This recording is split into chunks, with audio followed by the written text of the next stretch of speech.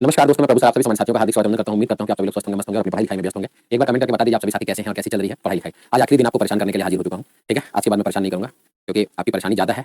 मैंने उसमें थोड़ा सा वृद्धि कर दी आपकी परेशानी में, तो आज संविधान की परेशानी खत्म हो जाएगी मेरे ख्याल से। ठीक है, कुछ टॉपिक को मैं आपको सजेस्ट करूंगा, वो टॉपिक आप खुद से भी कर लेंगे तो ज़्यादा अच्छा रहेगा क्योंकि वो टॉपिक आजकल आपकी परीक्षा में आ जा रहे हैं, कहीं ना कहीं से पूछ ले रहा है। तो उस टॉपिक को आप अपने से देख लीजिएगा, मैं सजेस्ट करके चला जाऊंगा। और आज आखिरी क्लास होगी क्योंकि और भी क्लासेस लगनी है आपकी, और मैंने कब्जा मार के बैठा हुआ है 10 बजे वाला, है ना। तो आज चलते हैं और कोशिश करते हैं कि आज फिनिश कर देंगे। ओके, चलो भैया।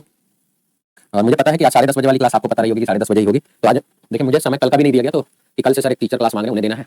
तो मैंने कहा ठीक है भाई, तो मैं मेरी क्लास टाइमिंग बढ़ा दो थोड़ी सी, मैं आके ले लेता हूँ। तो मैं आ गया, 10 बजे हाजिर हूँ आप सभी की सेवा में। चलिए भाई, जाते जाते आपसे रिक्वेस्ट रहेगी कि जो भी आपने मेरे बारे में आज तक जाना सीखा देखा, अच्छाई बुराई कमी, है ना, सब लास्ट में मुझे बता दीजिएगा फेयरवेल में, है ना। अपने हिसाब से सोच लीजिए, 2 घंटे का टाइम है। जो भी आपने मेरे में अच्छाई भी देखी होगी तो अच्छाई भी बताइएगा और कमी भी बताइएगा, ताकि मैं अगले वैसे उसमें सुधार कर सकूँ और बेहतर तरीके से अपने आप को प्रस्तुत कर पाऊँ। ठीक है, चलिए आइए मुद्दे पे आते हैं। तो आज का जो हमारा मुद्दा है उस पर बात करें तो हमें पढ़ना है संविधान का विकास। 3 टॉपिक पढ़ना है आज का, चाहे उसके लिए 12:30 बजे तक। संविधान का विकास, अगर हम अपने देश में संविधान के विकास की बात करेंगे ना, तो संविधान के विकास का कोई निश्चित समय नहीं रहा है।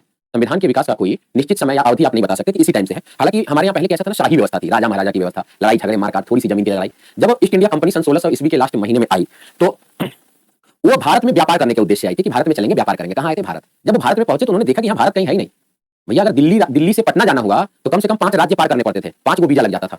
पता चला कि दिल्ली से आप चले तो फिर कन्नौज पहुंच गए, कन्नौज से चले तो बुंदेलखंड पहुंच गए, बुंदेलखंड से चले तो अवध पहुंच गए, अवध से चले तो आप फिर काशी पहुंच गए, काशी से चले तब यहीं कहीं जाकर के मगध पहुंचे, मगध से कहीं पाटलिपुत्र पहुंचे। तो मतलब पहले का जमाना अलग था एकदम, है ना, कि बस दिल्ली से पटना जाने में ही 5-6 देश देख लेता था आदमी। ठीक है, तो धीरे धीरे चीजों में परिवर्तन हुआ। ये 52 के बाद 56 होगा कि नहीं होगा ये तो मुझे नहीं पता, 52 के बाद तो 53 भी होना चाहिए KG बेटा। लेकिन मुझे लगता है कि जो मैंने आपको कराया है वो पर्याप्त है। और मैं ये नहीं कह रहा कि 52 के बाद 56 पूछेगा नहीं या 53 नहीं पूछेगा, 43। फिर संविधान के विकास में सबसे पहले कानूनी प्रक्रिया की बात कब आई? जब आ गया, है ना। तो धीरे धीरे संविधान का हमारे यहाँ विकास शुरू हो गया। फिर संविधान के विकास में सबसे पहले कानूनी प्रक्रिया की बात कब आई? जब अंग्रेजों ने सोचा कि भारत में जब छोटे छोटे जमीनों के लिए लोग लड़ रहे हैं तो क्यों ना हम भी फायदा उठा लें। तो उन्होंने भी फायदा उठाना शुरू कर दिया। तो 2 युद्ध हुए, बक्सर और प्लासी का युद्ध हुआ। यानी भारत में जो कब्जा की नीति आई या भारत में जो चीजों को हड़पने की नीति आई कि हम भी भारत में कब्जा कर सकते हैं, उसकी शुरुआत भी उन्होंने बिहार से ही कर दी।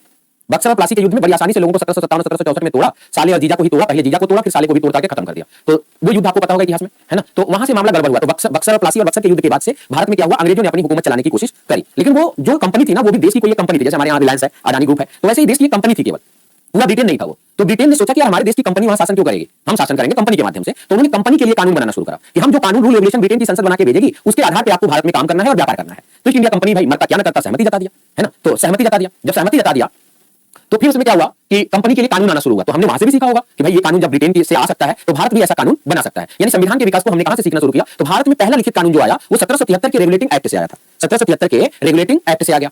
फिर आपको आगे बताऊंगा कि हुआ क्या कि पूरा का पूरा कानून भारत के लिए आना शुरू हो गया संविधान में, और वहां से हमने ज्यादा सीखा या अधिग्रहण किया। तो आइए देखते हैं संविधान के विकास की बात करते हैं। तो अगर हम संविधान के विकास की बात करें तो संविधान के विकास को हम 2 भागों में बांट देते हैं बड़े प्यार से। पहला कहते हैं ईस्ट इंडिया कंपनी के अधीन। पहला हम क्या कहेंगे? ईस्ट इंडिया कंपनी के अधीन। ठीक है, ईस्ट इंडिया कंपनी के अधीन। ठीक, तो ईस्ट इंडिया कंपनी के अधीन जो आया कानून वो कब से आया? तो वो आया 1773 से लेकर 1853 तक।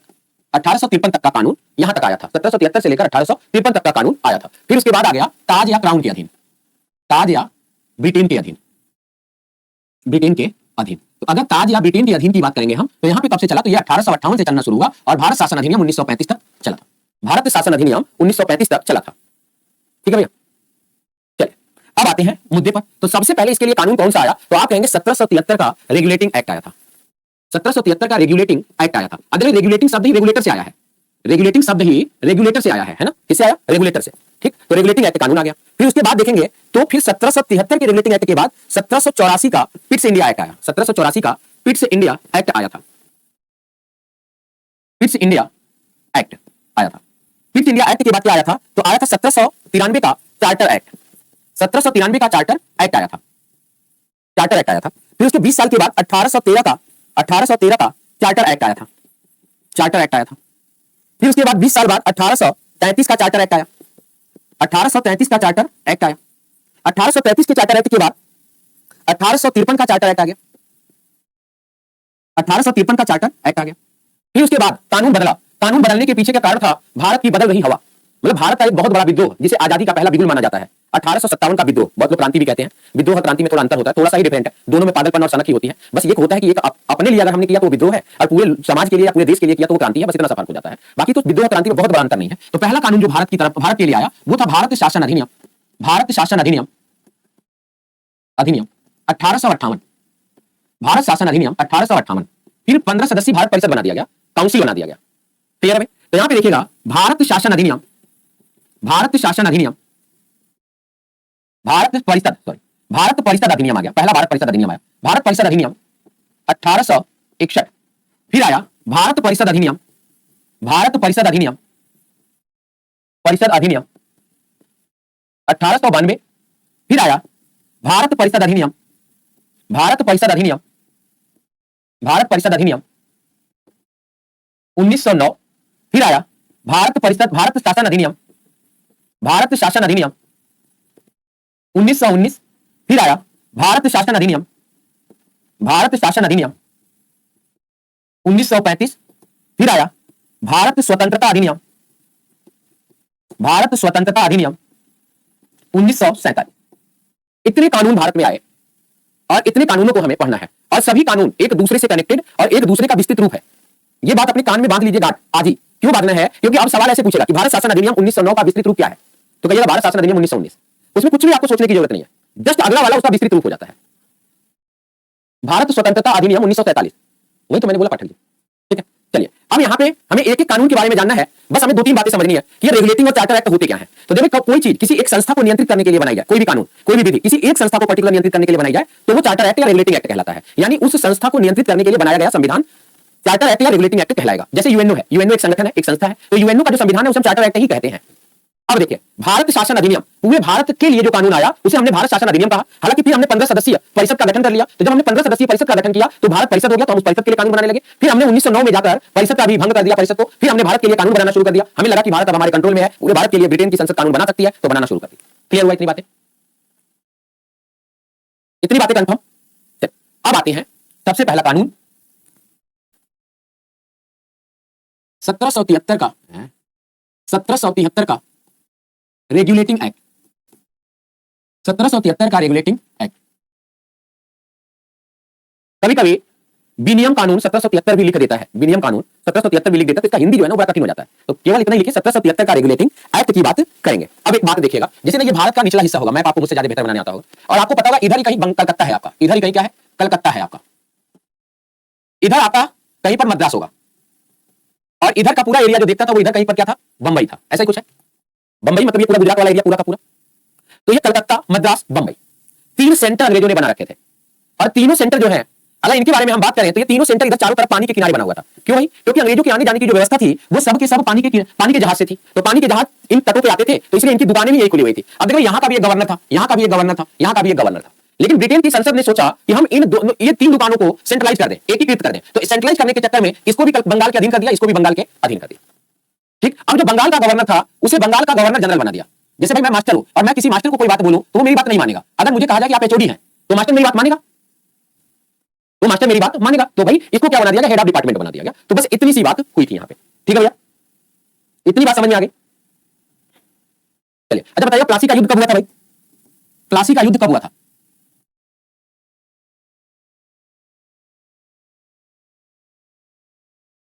टॉनिक बैच की तारीख बताई गई होंगी ना, आज ही से है क्या टॉनिक बैच? 9, 10, 11, 12 आज ही 9 हो गया, अच्छा 9 हो गया। चलिए भैया प्लासी का युद्ध कब हुआ था? तो कहिएगा प्लासी 1757 और बक्सर 1764 के युद्ध के बाद ब्रिटेन संसद के द्वारा कंपनी के लिए भारत में पहला लिखित कानून कौन सा है भाई? 1773 का रेगुलेटिंग एक्ट है। चलिए भाई इसमें दूसरी बात आप देखिएगा, मद्रास और बंबई प्रेसिडेंसी को बंगाल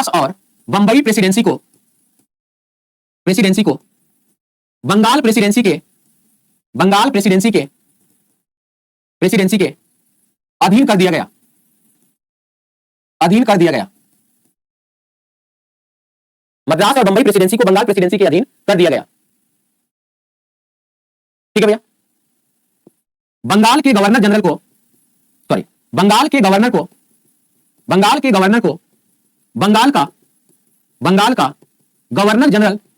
गवर्नर जनरल बना दिया गया। बना दिया गया। बंगाल के अंतिम गवर्नर तथा प्रथम governor general Lord Warren Hasting बने। लॉर्ड वारेन हेस्टिंग बने। लॉर्ड वारेन हेस्टिंग बने।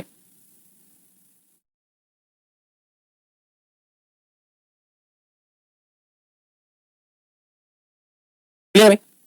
आगे देखिएगा, 1774 में कलकत्ता में 1774 में कलकत्ता में एक उच्चतम न्यायालय का प्रावधान किया गया। एक उच्चतम न्यायालय का प्रावधान किया गया जिसके मुख्य न्यायाधीश सर इलाजाह इम्पे थे। सर इलाजाह इम्पे थे।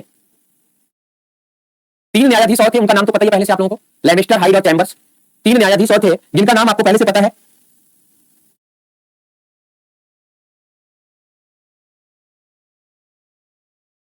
आगे देखिए, विधि निर्माण के लिए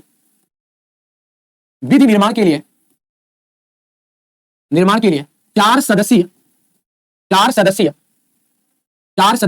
परिषद का गठन किया गया। ये गवर्नर जनरल के सलाहकार थे। अच्छा, लॉर्ड वारेन हेस्टिंग के बारे में कुछ और जानते हैं भाई?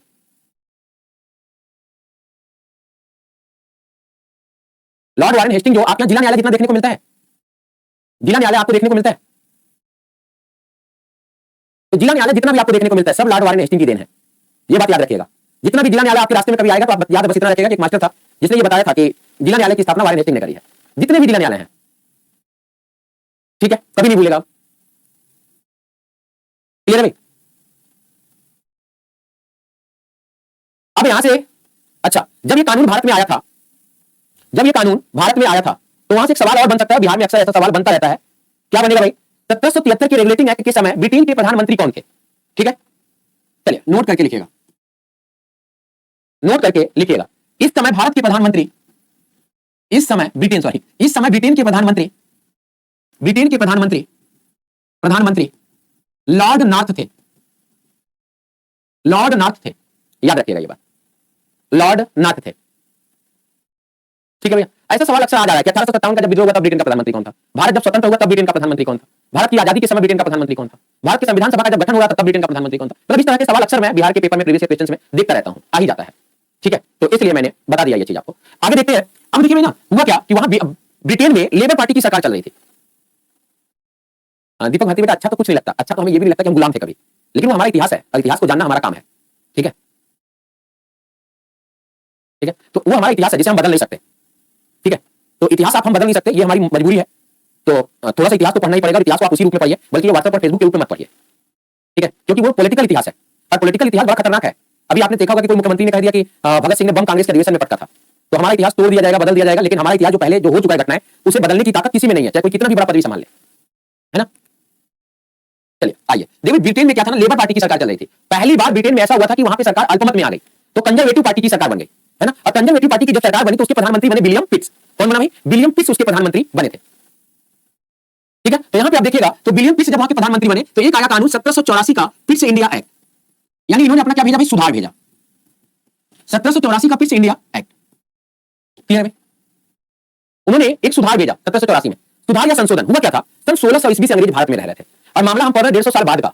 150 सालों में तो बहुत कुछ बदल गया। अंग्रेज भूल मिल गए, बहुत सारे लोगों ने भारतीयों से शादी भी कर लिया, विवाह कर लिया, यही रहने का निर्णय कर लिया, बच्चे आदि परिवार बसाने लग गए, बहुत सारी व्यवस्थाएं हो गई। तो अंग्रेजों ने कंपनी चलाते चलाते कुछ अंग्रेजों ने अपनी दुकान भी चलानी शुरू कर दी, किराने की दुकान, खुद सामान खरीदना और सेल करना, मतलब अड़तिया टाइप भी बन गया, मंडी भी खोल ली, बहुत सारे अंग्रेज बहुत सारी दुकानें चलाने लगे। कुछ लोगों का भारतीयों के साथ इतना घुल मिल गया कि वो भारतीयों से उपहार लेना शुरू कर दिया, रिश्वत लेना शुरू कर दिया, भारतीयों का घूस लेकर काम कराना शुरू कर दिया। तो ये बात विलियम पिट्स को अच्छा नहीं लगे। ये बात विलियम पिट्स के साथ विलियम पिट्स को अच्छा नहीं लगा।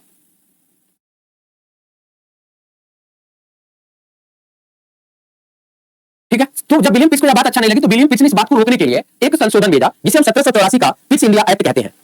देखिए भैया, विलियम पिट्स के साथ जो 4 लोग आए थे उनका नाम काफी फेमस हुआ था उस समय जब वो भारत आए थे, तो उनका नाम था सर जॉन शोर।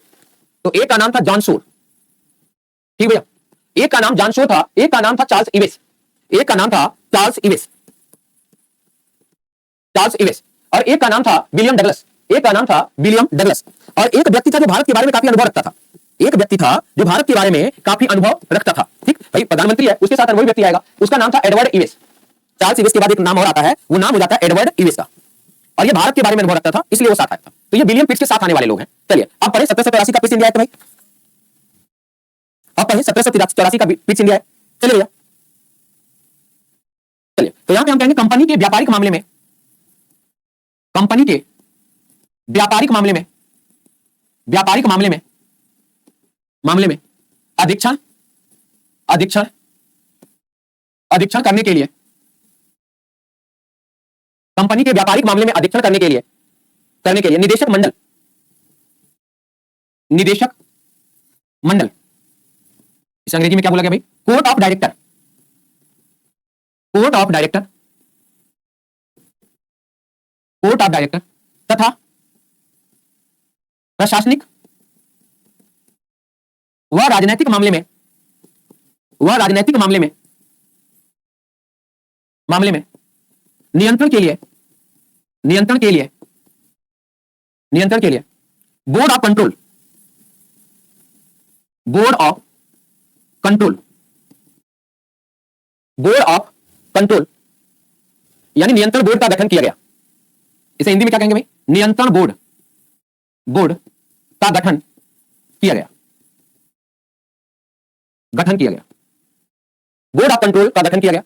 इसका मतलब क्या हुआ, दो शासन व्यवस्था आपको देखने को मिली, एक व्यापार की शासन व्यवस्था देखने को मिली और एक भारत को कंट्रोल करने के लिए प्रशासनिक और राजनीतिक व्यवस्था भी देखने को मिल रही है आपको। तो इसी को हमने क्या कहा भाई, भारत में द्वैध शासन प्रणाली का, द्वैध शासन प्रणाली का, द्वैध शासन प्रणाली का आरंभ, भारत में द्वैध शासन प्रणाली का आरंभ किया गया, आरंभ किया गया। अब यहां से एक सवाल आपसे और पूछा जाता है, ये जो द्वैध शासन प्रणाली है इसका जनक कौन है? तो द्वैध शासन प्रणाली के जो जनक हो जाते हैं उनका नाम हो जाता है लियोन्स कार्टियस। लियोन्स कार्टियस द्वैध शासन प्रणाली के क्या माने जाते हैं, तो जनक माने जाते हैं। ठीक है, तो द्वैध शासन व्यवस्था का मतलब क्या हो गया भाई, डुअल गवर्नमेंट पॉलिसी या नीति आ गई। ठीक है, एक बात ये आपको पता चल गया। उसके बाद देखिएगा गवर्नर जनरल परिषद की सदस्य संख्या जो थी उसे घटा दिया गया।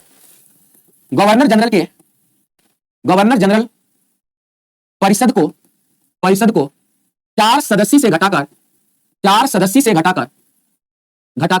3 सदस्य कर दिया गया, 3 सदस्य कर दिया गया।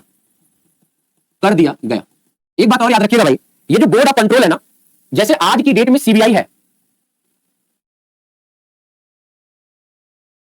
क्लियर है, जिसमें आज की डेट में हमारी क्या सीबीआई है जो अधिकारी कर्मचारी के घूस लेने पर रोक लगाती है, वैसे ही उस समय क्या आया था, बोर्ड ऑफ कंट्रोल आया था। यह बोर्ड ऑफ कंट्रोल भी 6 सदस्य था उस समय। बोर्ड ऑफ कंट्रोल कितना सदस्य था भाई, 6 सदस्य आया था। ठीक है भैया, चलिए टॉनिक बैच एक प्रकार का रिवीजन बैच है और बिहार दरोगा बनने के लिए जीएस का आना ज्यादा जरूरी है आपको। तो जीएस की तैयारी के लिए टॉनिक बैच शुरू किया गया है, जिसमें खान सर आपको 12 घंटे की 36 घंटे की पूरी क्लास दे रहे हैं। तो 36 घंटे की क्लास के लिए यह टॉनिक बैच लाया गया है। ठीक है, उस बैच की फीस 99 रुपए रखी गई है, 3 दिन के लिए वह क्लास होगी और 3 दिन में आपको पूरा 36 घंटे पढ़ाया जाएगा, बिहार दरोगा स्पेशल। ठीक है भैया, तो वो टॉनिक बैच है और उस टॉनिक बैच में पूरी की पूरी क्लास खान सर के द्वारा अकेले ली जाएगी, मतलब उसमें कई टीचर।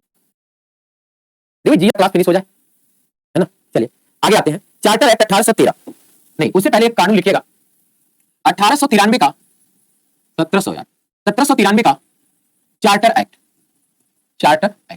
देखिए हुआ क्या, बंगाल का गवर्नर जनरल तो बना दिया गया, लेकिन फिर भी बंबई और मद्रास प्रेसिडेंसी को यह बात विश्वास नहीं हो रहा था, हजम नहीं हो रहा था। वो बंगाल के गवर्नर जनरल की बात मानने को तैयार नहीं थे। क्लियर है भाई, तो उन्होंने क्या किया, मतलब मद्रास और बंबई प्रेसिडेंसी पर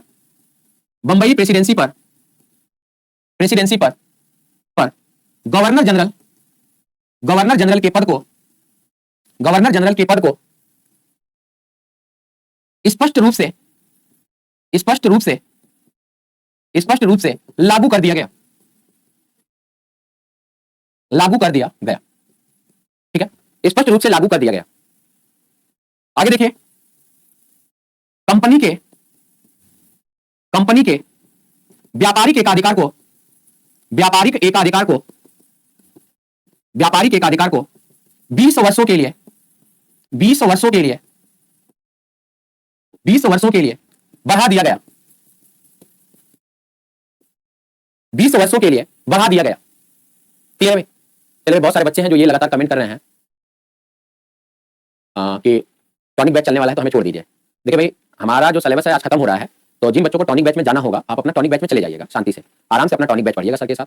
3 दिन की बात है, 3 दिन के बाद भी मेरी क्लास रिकॉर्डेड फॉर्म में पड़ी रहेगी, आप आके पढ़ लीजिएगा। अगर आपको लगे कि पढ़ना चाहिए तो पढ़ लीजिएगा, अगर टॉनिक बैच से ही चीजें कंप्लीट हो जाएंगी तो जरूरत भी नहीं है, क्योंकि आज तक आपने जितना पढ़ा है। एक और है कि आप अगर टॉनिक बैच में जाइएगा तो व्यवस्थित तरीके से सर के साथ पढ़ाई करिएगा, इस तरह के फालतू कमेंट्स नहीं करिएगा। अगर सर कोई सवाल पूछे तो उसका उत्तर जरूर दीजिएगा। अगर पॉलिटिक्स से अगर वो सवाल मेरे नोट्स से आए तो भाई मेरी भी तारीफ इस लास्ट क्लास के कमेंट बॉक्स में आके जरूर करिएगा। एक चीज और है, हर क्लास के बाद एक फीडबैक सेक्शन आता है, उस फीडबैक सेक्शन में भी फीडबैक सेक्शन का भी आप लाभ उठाया करिए, उस फीडबैक में भी अपना फीडबैक जरूर दिया करिए आप लोग, है ना। और जो भी जैसा भी टीचर का व्यवहार हो, सारी चीजें हो, वो सारी चीजें उस फीडबैक सेक्शन में आप डाल दिया करिए, ठीक है भैया। चलिए, तो कंपनी के व्यापारिक एकाधिकार को 20 वर्षों के लिए बढ़ा दिया गया। अब हेडिंग बनाते हैं 1813 का चार्टर एक्ट। 1813 का चार्टर एक्ट, 1813 के चार्टर एक्ट में आपको पता है फिर से कानून चेंज हुआ, फिर से कानून में बदलाव आया। जब फिर से कानून में बदलाव आया तो यहाँ पे कहा क्या गया, अब देखो कंपनी के व्यापारिक एकाधिकार बढ़ाने की बात क्या होती है। तो कंपनी के व्यापारिक एकाधिकार को बढ़ाने की बात यह होती है कि एक ही कंपनी काम करेगी, केवल ईस्ट इंडिया कंपनी, कोई दूसरी कंपनी भारत में आके व्यापार नहीं कर सकती। जैसे रिलायंस खुला है तो अडानी की कंपनी नहीं खुलेगी, अडानी खुला है तो जेपी की कंपनी नहीं खुलेगी, ऐसा नहीं था। क्लियर है भाई। बिहार पॉलिटी के लिए मैं मैनेजमेंट से बात करूंगा और किसी दिन भी 2-2.5 घंटे की क्लास लग जाएगी, मैं पढ़ा दूंगा। नीरज कुमार यादव, आप बोलते नहीं है सर जी, कितना बोलूं यार, बोलता हूं दिन भर। 1813 का चार्टर है, आगे देखिए, कंपनी के व्यापारिक एकाधिकार को, कंपनी के व्यापारिक एकाधिकार को, व्यापारिक एकाधिकार को, एकाधिकार को चाय के व्यापार, चाय के व्यापार, व्यापार और चीन के साथ, और चीन के साथ, चीन के साथ व्यापार तक, व्यापार तक सीमित कर दिया गया, सीमित कर दिया गया। कंपनी के व्यापारिक एकाधिकार को चाय के व्यापार, चाय के व्यापारिक एकाधिकार चीन के साथ सीमित कर दिया गया। ठीक है भैया, जब दिया गया तो बताऊंगा बेटा, परेशान ना हो। ठीक है भैया, चलिए, तो चीन के साथ सीमित कर दिया गया। तो चाय का व्यापार केवल ईस्ट इंडिया कंपनी करेगा, यानी आज की डेट में आप महारानी चाय, टाटा टी, लिप्टन टी, बाग बकरी चाय पी रहे हैं, उस टाइम पर केवल ईस्ट इंडिया कंपनी का चाय लोग पी रहे थे। और चीन अगर कोई व्यापार भारत के साथ करता है तो वो केवल ईस्ट इंडिया कंपनी व्यापार करेगा, कोई अन्य व्यक्ति उस व्यापार में सहभागिता नहीं दिखा पाएगा। यह 1813 का चार्टर एक्ट कह रहा है। आगे क्या कहा गया भाई 1813 के चार्टर एक्ट में, तो कहा गया भारत में ईसाई धर्म के, ईसाई धर्म के, धर्म के प्रचार प्रसार के लिए, प्रचार प्रसार के लिए ईसाई मिशनरियों को, ईसाई मिशनरियों को बुलाया गया, ईसाई मिशनरियों को बुलाया गया, ईसाई मिशनरियों को बुलाया गया। तो भारत में प्रचार प्रसार के लिए किसको बुलाया गया, तो भारत में प्रचार प्रसार के लिए ईसाई मिशनरियों को भारत में बुलाया गया। क्लियर भाई। भारत में शिक्षा के लिए प्रतिवर्ष 1 लाख रुपए धन का प्रावधान किया गया। भारत में शिक्षा के लिए, शिक्षा के लिए, शिक्षा के लिए प्रतिवर्ष, प्रतिवर्ष 1 लाख रुपए, 1 लाख रुपए, उस समय 1 लाख रुपए बहुत है, 1 लाख रुपए धन का प्रावधान, धन का प्रावधान किया गया। जब शिक्षा के लिए धन का प्रावधान किया गया था, उस समय ब्रिटेन के शिक्षा मंत्री कौन थे, उस समय ब्रिटेन के शिक्षा मंत्री कौन थे। अब कोई कह रहा है सिर्फ 1 लाख, भाई आज की डेट से 1 लाख की गणना ना करिए, 1813 में 1 लाख रुपए की गणना करिए। क्लियर भाई। जब आदमी के पास 2-1 रुपए की नोट होती थी तो लोग देखने के लिए भीड़ लगाते थे कि नोट कैसी है। तो उस समय ब्रिटेन के शिक्षा मंत्री लॉर्ड मैकाले थे, उस समय ब्रिटेन के शिक्षा मंत्री लॉर्ड मैकाले थे। ठीक है भाई, ये हो गया।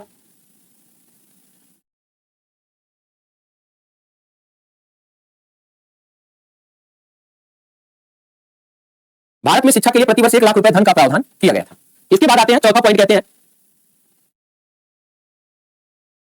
चलिए, भारत में व्यापार के लिए, व्यापार के लिए सभी ब्रिटिश वासियों को, सभी ब्रिटिश वासियों को, सभी ब्रिटिश वासियों को, ब्रिटिश वासियों को शर्त के साथ, शर्त के साथ व्यापार की अनुमति, व्यापार की अनुमति दिया गया। भारत में व्यापार के लिए सभी ब्रिटिश वासियों को शर्त के साथ व्यापार की अनुमति दिया गया। नोट करके लिखिएगा, गवर्नर जनरल को, गवर्नर जनरल को वीटो पावर की शक्ति, वीटो पावर की शक्ति 1786 के सेटलमेंट एक्ट के तहत दी गई थी। 1786 के सेटलमेंट एक्ट के तहत, एक्ट के तहत दिया गया था। सेटलमेंट एक्ट का मतलब है संशोधन। काट लीजिए भाई। 1813 के बाद बात करेंगे 1833 का चार्टर एक्ट। इंपॉर्टेंट है 1833 का चार्टर एक्ट, 1833 का चार्टर एक्ट। इसमें सबसे पहला जो परिवर्तन किया गया वो था बंगाल के गवर्नर जनरल को, बंगाल के गवर्नर जनरल को, गवर्नर जनरल को भारत का, भारत का गवर्नर जनरल, गवर्नर जनरल बना दिया गया, बना दिया गया। दूसरा पॉइंट आएगा बंगाल के अंतिम तथा भारत के प्रथम गवर्नर जनरल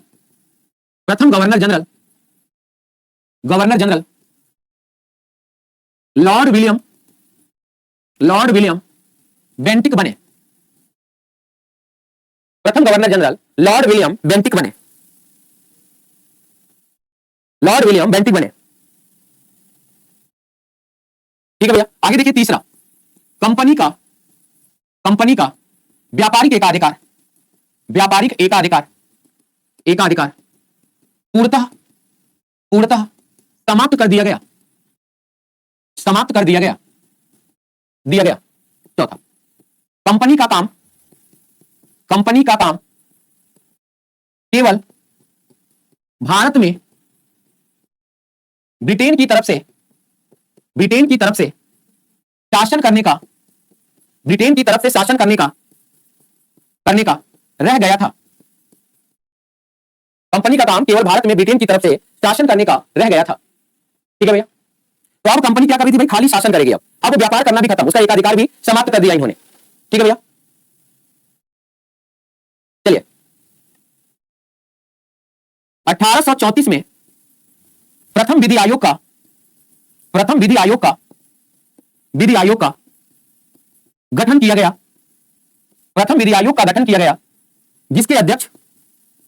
जिसके अध्यक्ष लॉर्ड मैकाले थे। 1834 में प्रथम विधि आयोग का गठन किया गया, जिसके अध्यक्ष कौन थे? लॉर्ड मैकाले थे। ठीक है भैया, छठा देखिए, सिविल सेवकों के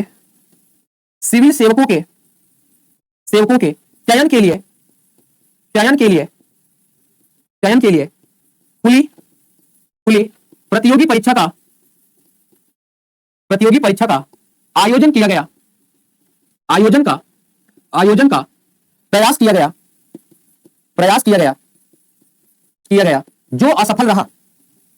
जो असफल रहा। ठीक है भाई, खुली प्रतियोगी परीक्षा के प्रयास की बात करी गई, जो पूरी तरह से क्या रहा? असफल रहा।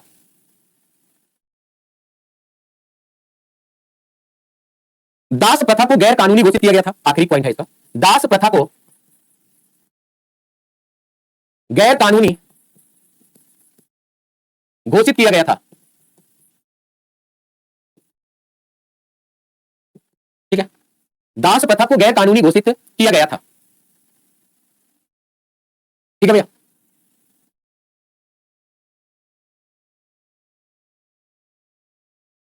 इतना छाप लीजिए। 1833 काफी सुधार वाला समय था, क्योंकि उस टाइम पे भारत में भी बहुत बड़े-बड़े समाज सुधारक आए थे। जैसे ईश्वर चंद्र विद्यासागर भी उसी टाइम पे राजा राम मोहन राय भी थे।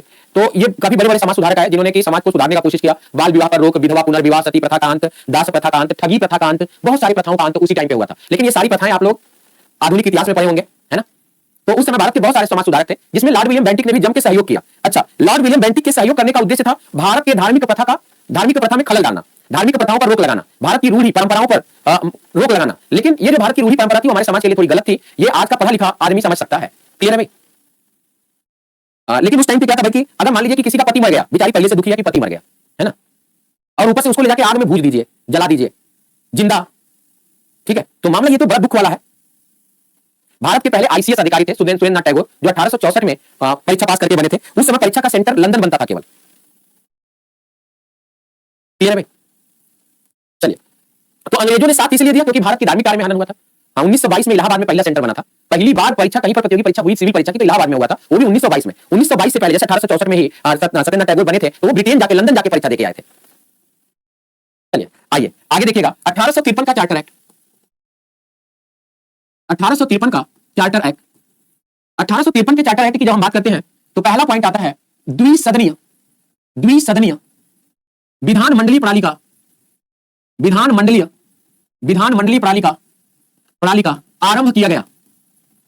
आरंभ किया गया। ठीक ना? तो द्विसदनीय विधानमंडलीय प्रणाली का आरंभ किया गया था।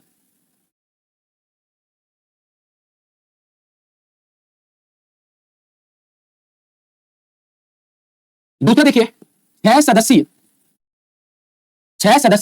गवर्नर जनरल परिषद को विधायी विधायी व प्रशासनिक कार्यों में विधायी व प्रशासनिक कार्यों में विभाजित कर दिया गया था, विभाजित कर दिया गया था, कर दिया गया था। देखिए टॉनिक बैच आपका स्टार्ट होने वाला है, तो बहुत सारे बच्चे जो दरोगा परीक्षा देने वाले हैं वो सब लोग टॉनिक बैच में चले जाएंगे, है ना, पढ़ाई करने के लिए। लेकिन आप लोग 12:25 पे 5-10 मिनट के लिए मेरी क्लास में उपस्थित हो जाइएगा।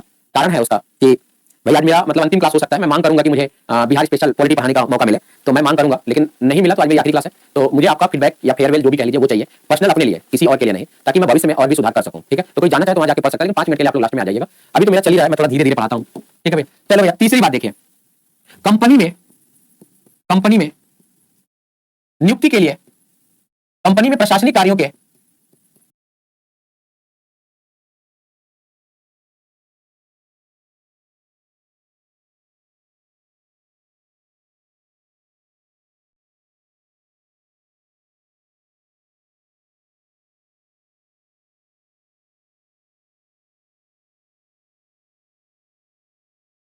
चलो भैया तीसरी बात देखिए, कंपनी में नियुक्ति के लिए, कंपनी में प्रशासनिक कार्यों के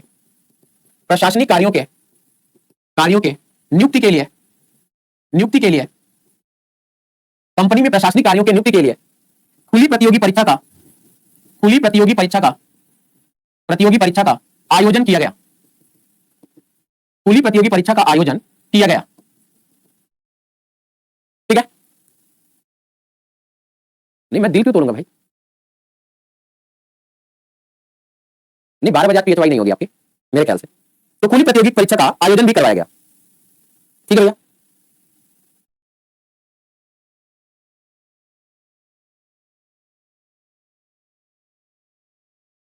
चलिए एक बात और लिखिएगा, इस विधि के तहत निदेशक मंडल की संख्या, इसके तहत निदेशक मंडल की संख्या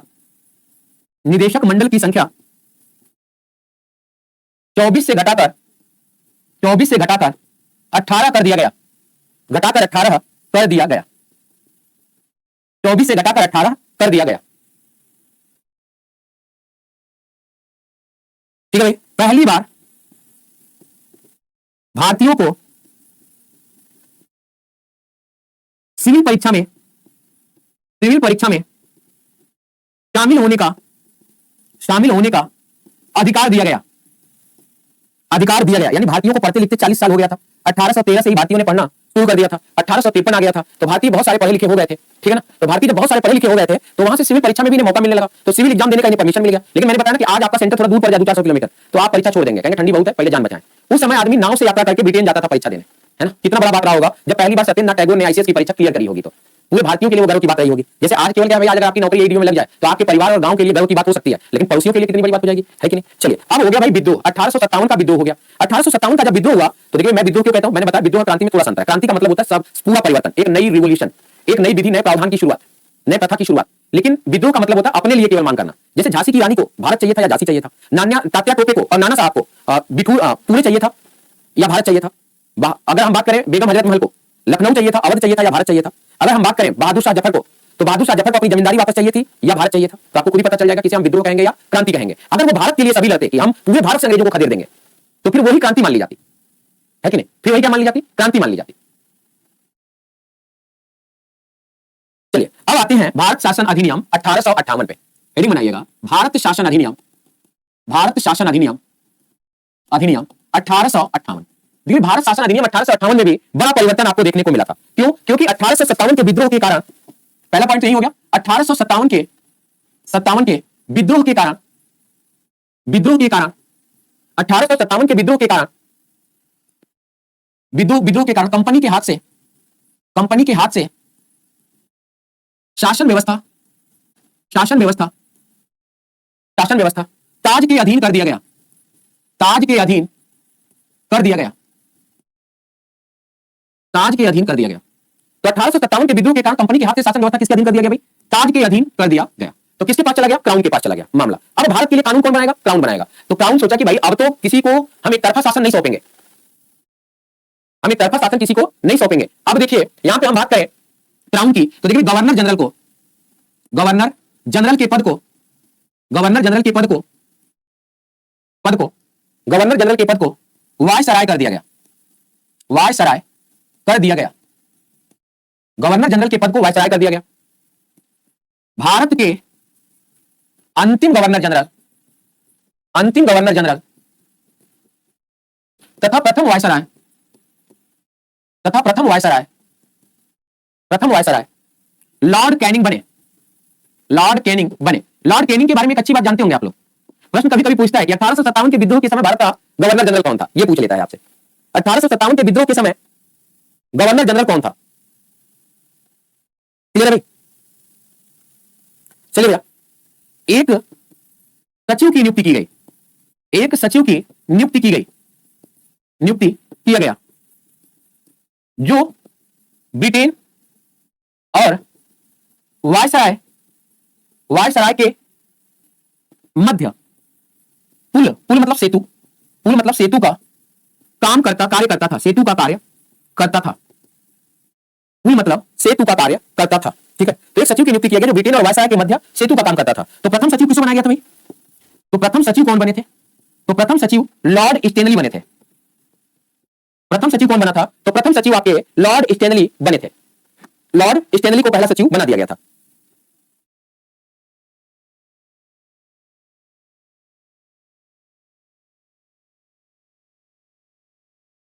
आगे देखिए भाई, एक बड़ी बात और है,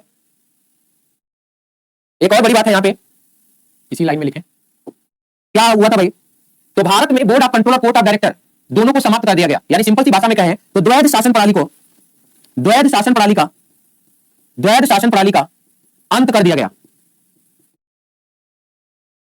द्वैध शासन प्रणाली का क्या कर दिया गया भाई? अंत कर दिया गया, खत्म।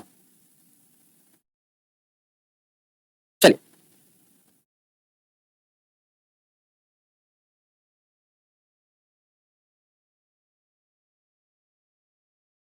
चलिए भाई, एक लाइन आखिरी लिख लीजिए। 15 सदस्यीय, 15 सदस्यीय भारतीय परिषद का, भारतीय परिषद का, परिषद का गठन किया गया, गठन किया गया, जिसका अध्यक्ष, जिसका अध्यक्ष सचिव होता था, जिसका अध्यक्ष सचिव होता था। छाप लिया भाई? जिसका अध्यक्ष कौन बनता था? तो जिसका अध्यक्ष सचिव बनता था।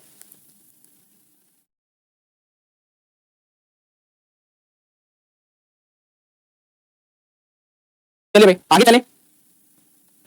भारत परिषद अधिनियम 1861 की बात करेंगे। अब इसी परिषद के लिए कानून आना शुरू हो गया, तो उसी परिषद को कहेंगे भारत परिषद अधिनियम, भारत परिषद अधिनियम 1861। भारत परिषद अधिनियम 1861 में सबसे महत्वपूर्ण काम क्या किया गया भाई? तो portfolio system, portfolio, portfolio system, system पुस्तक में लिखिएगा विभागीय प्रणाली का, विभागीय प्रणाली का आरंभ किया गया। आज की डेट में इस पे सवाल कैसा बनता है भाई? कहेगा ये जो हमारी मंत्री परिषद में विभाग बांटे गए हैं, ये विभाग बांटने का चलन कहां से आया? जैसे कोई गृह मंत्री है, कोई वित्त मंत्री है, कोई विदेश मंत्री, कोई रक्षा मंत्री, कुछ भी है, तो ये विभाग बांटने का चलन कहां से हमें देखने को या सीखने को मिला? तो भारत परिषद अधिनियम 1861 के तहत विभाग देखने और सीखने को मिला था। ठीक है भाई, वायसराय को आपात स्थिति में अध्यादेश जारी करने की शक्ति दी गई थी। वायसराय को, वायसराय को आपात स्थिति में, आपात स्थिति में, स्थिति में अध्यादेश, अध्यादेश जारी करने की, जारी करने की शक्ति प्रदान किया गया, शक्ति प्रदान किया गया। तो अध्यादेश जारी करने की शक्ति भी कहां पे आ गई भाई? तो भारत शासन अधिनियम 1861 में अध्यादेश जारी करने की शक्ति भी आ गई थी। ठीक है, तो यहां पे कहेंगे सरकार के, सरकार के मंत्रिमंडलीय व्यवस्था की, मंत्रिमंडलीय व्यवस्था की नींव रखी गई। सरकार के मंत्रिमंडलीय व्यवस्था की नींव रखी गई। ठीक है, अब हेडिंग बनाएंगे भारत परिषद अधिनियम 1892। भारत परिषद अधिनियम, भारत परिषद अधिनियम 1892, 1892। इसमें सबसे पहला बात क्या किया गया भाई? सदन में, सदन में बजट के दौरान, बजट के दौरान भारतीय सदस्यों को, भारतीय सदस्यों को प्रश्न पूछने का, प्रश्न पूछने का अधिकार दिया गया, प्रश्न पूछने का अधिकार दिया गया, दिया गया। लेकिन लेकिन पूरक प्रश्न पूछने का अधिकार नहीं था। देखिए भैया हुआ क्या, पहली बार 1861 में ही भारतीय सदस्यों को भी विधान परिषद में शामिल किया गया। अब विधान परिषद में अंग्रेज शामिल किसे करते थे, तो मनोनीत करते थे, चुनाव नहीं होता था। तो अंग्रेज जितने भी उनके चापलूस होते थे, उन चापलूसों को विधान परिषद में क्या कर लेते थे, शामिल कर लेते थे। तो जैसे पटियाला के राजा को शामिल किया था, काशी या बनारस के राजा को शामिल किया था, और एक सर दिनकर राव थे जिन्हें विधान परिषद में शामिल किया था। तो ऐसे ही और भी सदस्यों को विधान परिषद में शामिल किया गया। और जब इन्हें विधान परिषद में शामिल किया गया तो अंग्रेज अपना बजट चाहे कोई भी कानून लाते तो अंग्रेजी में बात करते। तो अंग्रेजी उस समय भारतीय लोगों के पल्ले कम पड़ती थी। हमें लगता है आज भी हमसे तो कोई ब्रिटिश वाला बात करे तो हमें पल्ले ना पड़े, है ना, क्योंकि उनकी अंग्रेजी भी एक तो पता नहीं क्या डाउ डाउ डाउ करते रहते हैं, तो पता ही नहीं चलती ऐसे भी, है ना। और हम अपनी अंग्रेजी को कम समझते हैं, जो हम स्लो स्लो बोलते हैं, तो फ्लो में बोलेगा तो हमें और नहीं पता चलेगा, है ना भाई। अरे भाई हम भारत के लोग ऐसे हैं कि अगर बिहारी भाषा में ही हम पंजाबियों से बात कर लें तो पंजाबी के पल्ले नहीं पड़ने वाली, और पंजाबी अपनी पंजाबी भाषा में हमसे बात कर ले तो हमें भी पल्ले ना पड़ने वाली, है ना। तो अंग्रेजी है। तो यहाँ पे अंग्रेजी में जब बात करते तो अंग्रेज जब हंसते तो हंसते, और जब ताली बजाते तो ताली बजाते। तो कुछ पूछ ही ना पाते बेचारे, पहले की हालत ऐसी थी। तो फिर कहा कि चलेगा, जब बजट आएगा तो तुम भी कुछ पूछ लेना, लेकिन समझ में आए तो ठीक, नहीं समझ में आए तो कोई बात नहीं। ये नहीं कि मत कहना कि मुझे समझ नहीं आया, मेरी भाषा में बताओ। तो इसीलिए पूरक प्रश्न पूछने का अधिकार नहीं दिया गया कि नहीं, पूरक प्रश्न आप नहीं पूछ सकते। क्लियर है भाई? ठीक है। दूसरा देखिएगा इंपॉर्टेंट है, अप्रत्यक्ष मतदान प्रणाली का आरंभ किया गया, है ना। तो अप्रत्यक्ष मतदान प्रणाली का भी आरंभ, तो मतदान प्रणाली की शुरुआत पहली बार कब हुआ था? तो मतदान प्रणाली की पहली बार शुरुआत जो हुई थी 1892 हुई थी।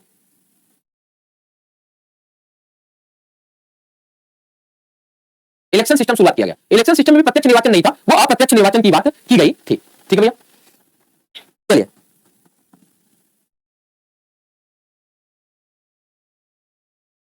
भारत परिषद अधिनियम 1909, अंतिम परिषद अधिनियम पढ़ेंगे।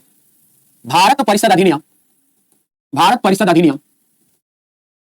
1909, भारत परिषद अधिनियम 1909। ठीक है भाई, भारत परिषद अधिनियम 1909, इसके बारे में बात करते हैं। तो यहां पर इसको हम किस नाम से जानते हैं भाई? तो इस कानून को हम मार्ले मिंटो सुधार के नाम से जानते हैं, मार्ले मिंटो सुधार के नाम से जानते हैं। ठीक, ये जो मार्ले था ये सचिव था, और ये जो मिंटो था ये वायसराय था। ठीक, इन्होंने अपने सुधार में पहली बात क्या कही, तो सदन में भारतीय सदस्यों को पूरक प्रश्न पूछने का अधिकार दिया गया। इसके बाद क्या हुआ भाई, 1905 में बंगाल विभाजन हुआ था। पूर्वी बंगाल और पश्चिम बंगाल का गठन हुआ था। पूर्वी बंगाल में अधिक संख्या मुस्लिमों की थी और पश्चिम बंगाल में ज्यादातर संख्या हिंदुओं की थी। ठीक, मुस्लिमों के लिए एक व्यवस्था अंग्रेजों ने बढ़िया बना दिया उस समय। मतलब अंग्रेजों को तो भारत को तोड़ना था, तो अंग्रेजों ने क्या किया, मुस्लिमों के लिए पृथक निर्वाचन प्रणाली का आरंभ किया गया। पृथक निर्वाचन प्रणाली का आरंभ किया गया, यानी कि मुस्लिम व्यक्ति को अगर कोई व्यक्ति वोट देगा तो केवल मुसलमान ही देगा, है ना। तो इसी को हम कहते हैं सांप्रदायिक निर्वाचन, इसे हमने नाम दे दिया। ठीक, और यहां पर नोट करके एक बात लिखिएगा, सांप्रदायिकता का जनक लॉर्ड मिंटो को माना गया।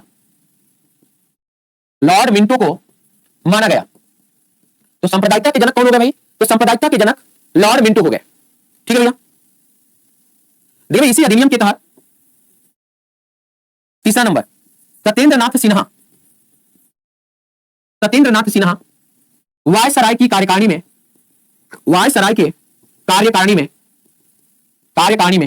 शामिल होने वाले प्रथम भारतीय थे। भैया लॉर्ड मिंटो की बड़ी सराहना की गई थी सांप्रदायिक चुनाव के लिए। इतनी सराहना की गई थी कि जब भारत में 1928 में साइमन कमीशन आया था तो उसने भी सांप्रदायिक निर्वाचन के विस्तार की बात करी कि जितना हो सकता है उतना तोड़फोड़ मचा दो भारत में। ठीक है, तो सांप्रदायिकता का जनक किसे माना गया? तो सांप्रदायिकता का जनक लॉर्ड मिंटो को माना गया था।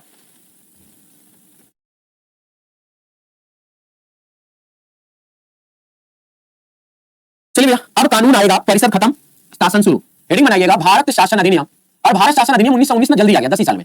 भारत शासन अधिनियम 1919 जल्दी आ गया। क्यों? क्योंकि यहां पर भी ना एक सुधार कमेटी आ गई। उस सुधार कमेटी को हम कहते हैं जेम्स मॉन्टेग्यू सुधार के नाम से जानते हैं। तो एक कमेटी आ गई जेम्स मॉन्टेग्यू में चेम्सफोर्ड जो था उस समय भारत का वायसराय था, और जो मॉन्टेग्यू था उस समय भारत का सचिव था। तो इसने सबसे पहला सुधार क्या किया? तो इसने एक नींव और रखी। देखिए भाई, जब मुस्लिमों के विभाजन की बात आई, मुस्लिमों के लिए जब बात आई तो पाकिस्तान आपको दिख गया। सिखों और ईसाइयों की जब बात आई ना, तो आपको खालिस्तान भी दिखा और नेफा भी दिखा। नॉर्थ ईस्ट फ्रंटियर एसोसिएशन भी आपको देखने को मिला, नेफा भी देखने को मिला, है ना। लेकिन बस ये नेफा और खालिस्तान केवल सुनने को मिला, दिखाई केवल पाकिस्तान दिया। यानी अंग्रेजों की जो नीति थी ना, वो पूरी पूरी तरह से कारगर सिद्ध हो रही थी, काम कर रही थी एकदम तगड़े तरीके से। तो भारत शासन अधिनियम 1919 में क्या हुआ भाई, देखिए, पृथक निर्वाचन प्रणाली का विस्तार, पृथक निर्वाचन प्रणाली का विस्तार, प्रणाली का विस्तार सिखों सिखों और ईसाइयों तक, सिखों और ईसाइयों तक कर दिया गया, कर दिया गया। तो देखो, सिखों ने ही खालिस्तान की मांग करी थी और ईसाइयों ने ही नेफा की मांग करी थी। सिखों और ईसाइयों तक कर दिया गया था। केंद्र में द्विसदनात्मक विधायिका का प्रावधान किया गया। केंद्र में द्विसदनात्मक द्विसदनात्मक सदनात्मक विधायिका का, यानी जैसा आज हमारा संसद है, विधायिका का प्रावधान किया गया। द्विसदनात्मक विधायिका का प्रावधान किया गया, जिसमें जो पहला सदन बनाया गया था, जिसमें प्रथम सदन की बात करें तो प्रथम सदन जो आया था वो राज्य परिषद था। प्रथम सदन जो था, जिसे हम आज राज्यसभा कहते हैं द्वितीय सदन के नाम से, तो प्रथम सदन यहां पे राज्य परिषद था, राज्य परिषद नाम दिया गया। हालांकि हमारे राज्यसभा का नाम भी 1954 तक राज्य परिषद रहा, 1954 के बाद हमने उसका नाम राज्यसभा रखा। और जो द्वितीय सदन आया, जो द्वितीय सदन आया, उसे केंद्रीय विधानसभा कहा गया, केंद्रीय विधानसभा कहा गया, ठीक। तो उसे केंद्रीय विधानसभा जिसे कहा गया, वो उस समय का क्या था, लोकसभा था। देश में प्रत्यक्ष निर्वाचन प्रणाली की शुरुआत की गई थी। देश में प्रत्यक्ष निर्वाचन प्रणाली का आरंभ किया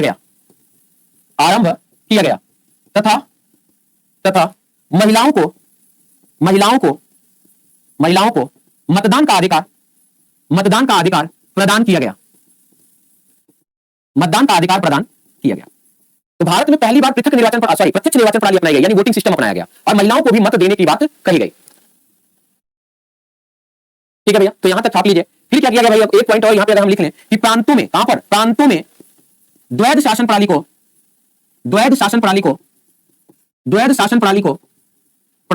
लागू किया गया। तो प्रांतों में द्वैध शासन प्रणाली व्यवस्था अपनाई गई, है ना। यानी फिर से हमने द्वैध शासन प्रणाली को क्या कर लिया भाई, लागू कर लिया। छाप लीजिए इतना।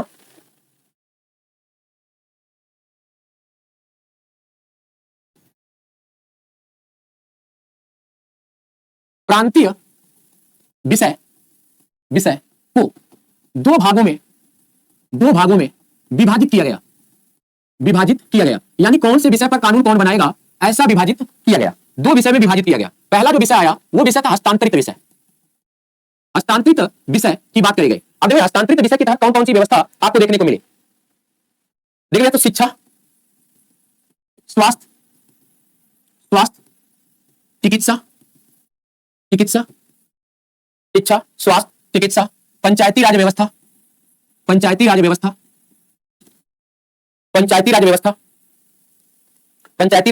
उद्योग, सार्वजनिक निर्माण प्रांतों को सौंपा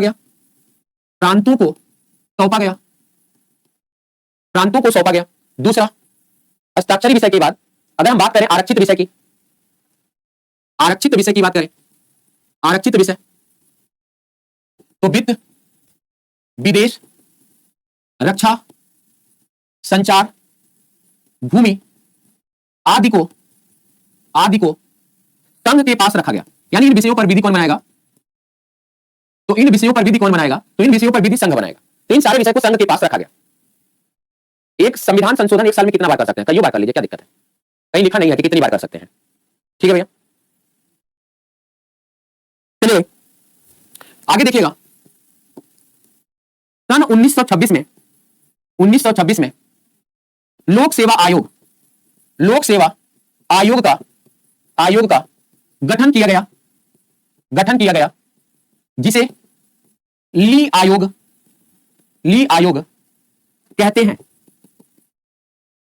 आयोग कहते हैं, लोक सेवा आयोग का गठन किया गया, जिसे ली आयोग कहते हैं। क्लियर है भाई। आगे देखिएगा, एक हमारी व्यवस्था आती है, नियंत्रक महालेखा परीक्षक का प्रावधान किया गया। नियंत्रक महालेखा परीक्षक का प्रावधान किया गया। भारत शासन अधिनियम 1919 के तहत नियंत्रक महालेखा परीक्षक का प्रावधान किया गया। चलिए आखिरी हेडिंग इस टॉपिक में, भारत शासन अधिनियम 1935। पहला ही पॉइंट लिखिएगा, यह अधिनियम साइमन आयोग की उपज है। दूसरा बात लिखिएगा, इस अधिनियम में 321 धारा तथा 11 अनुसूचियां थी। देखिए जितने भी आप एक्ट पढ़ रहे हैं, ये सारे के सारे जो एक्ट थे, ये सब में अपनी अपनी अनुच्छेद है, अपनी अपनी धाराएं हैं, क्योंकि कानून के रूप में आता था। तो हमने वो सारा धारा अनुच्छेद नहीं पढ़ा, लेकिन यहाँ पे कभी कभी आप पूछना शुरू कर दिया है कि इन आयोगों में कितने अनुच्छेद या कितनी अनुसूचियां थी, ये कभी कभी पूछना शुरू कर दिया है।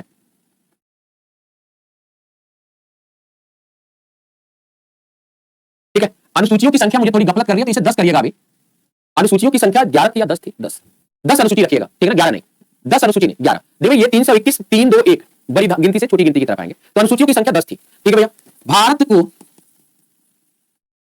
अखिल भारतीय संघ बनाए जाने का प्रावधान किया गया, जो असफल रहा। भारत शासन अधिनियम 1935 का जो प्रावधान है ना, मेजोरिटी प्रावधान असफल रहा, लागू नहीं हो पाया, ये पहला असफल प्रावधान। अब देखो जब भारत अखिल भारतीय संघ बनता, तो जैसा भारत आज दिख रहा है ना, वैसा भारत दिखता, यानी अंग्रेज दिल्ली में बैठते और पूरे भारत पर शासन करते। ऐसी व्यवस्था बनाए जाने की कवायद थी। उस समय देशी रियासतों ने जमकर विरोध किया और इनका मामला टाटा फेस हो गया। चलिए अब यहां पे यदि हम बात करें कि भारत को अखिल भारतीय संघ बनाए जाने का प्रावधान किया गया, देखिए भैया प्रांतों, ये भी लागू नहीं हो पाया था। प्रांतों में द्वैध शासन प्रणाली को समाप्त कर संघ में लागू किया गया। हालांकि ये सफल नहीं रहा, असफल हो गया। संघ में लागू किया गया। संपूर्ण भारत के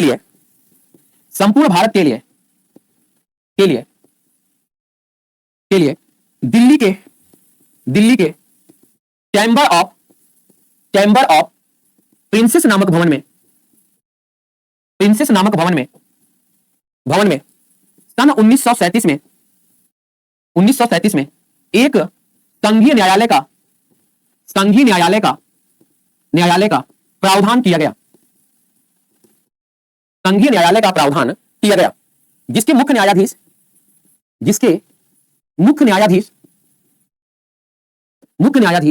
मेरिस ग्वेयर थे।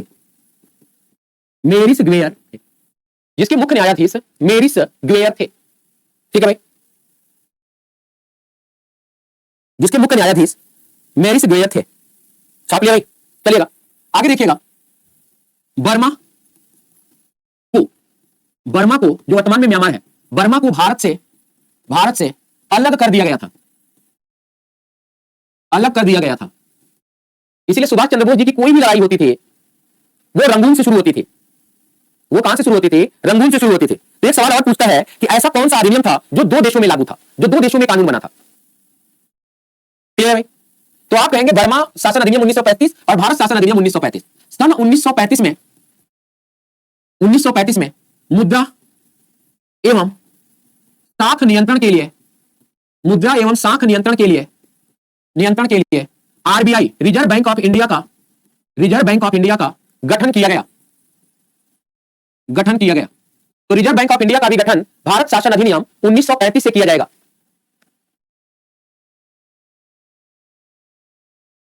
ठीक है भैया, लोक सेवा आयोग, जिसे फेडरल आयोग के नाम से जाना गया, सॉरी संघीय लोक सेवा आयोग, जिसे लिखिएगा फेडरल आयोग। राज्य के लिए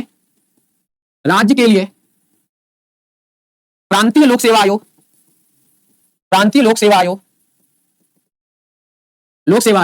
और 2 से अधिक राज्यों के लिए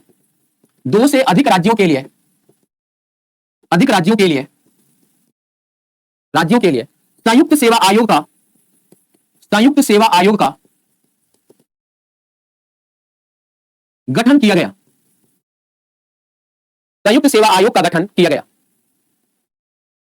मेरी तरफ से भारत शासन अधिनियम 1935 खत्म। छोटा सा स्ट्रक्चर बनाइएगा।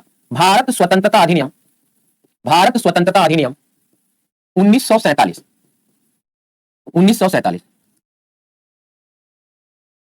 धारा 100 के तहत